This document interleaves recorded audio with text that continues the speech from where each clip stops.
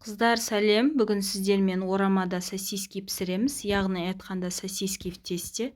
Қараңыздар, жүп-жұмсақ, үлпілдек болып піседі. Ол үшін 250 мл сүтімізді микроволновкада жылытып алып, оған ашытқымызды, тұзымызды, 2 ас қасық қантымызды қосамыз. Қосып болғаннан кейін барлығын бір келкетіп араластырып аламыз. Вилкамен араластырсаңыздар болады, қыздар. Одан кейін 2 жұмыртқамызды,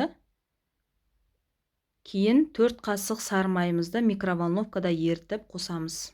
Барлығын бірдей етіп араластырып аламыз. Араластырып болғаннан кейін ұнымыздың ортасын ашып, сұйықтығымызды құйып, илеп шығамыз. Қараңыздар, мендегі сұйықтықтың түсі сап-сары керемет болды. Қамырымыз осындай сары түсті болды. Қараңыздар, жұмыртқаның жақсылығынан. Жабысқақтау қамыр дайын болады, оған ештеңе етпейді, қыздар. Бетін жауып 20 минутқа қалдырамыз. 20 минут өтті, қыздар. Қамырымыз жақсы көтерілген, оны күлшемізге бөліп, осылай жайып шығамыз. Жайған қамырымызды сопақша етіп, барлығын бөліп шығамыз. Менде 6 дана сосиски болды. Мен 6-ға бөліп, осылай орап шықтым. Қараңыздар. Барлығын осылай етіп, тапамызға салдым. Енді тапамызға салғаннан кейін, қыздар, тағы да 10-15 минутқа қалдырамыз. Бетін жауып. Одан кейін жұмыртқамыздың сары уызын барлығына жап шығамыз.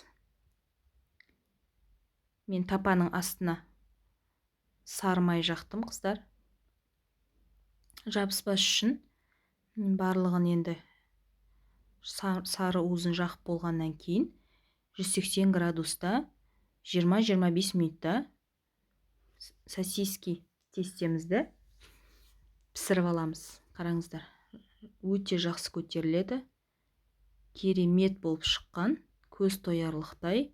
Сіздерде дәл осылай етіп жасап көрсеңіздер болады. Ол үшін менің YouTube каналыма өтіп, тіркеліп, пікірлеріңізді қалдырыңыздар. Келесіде сіздермен жақсы рецепттермен бөлісуге дайынмын.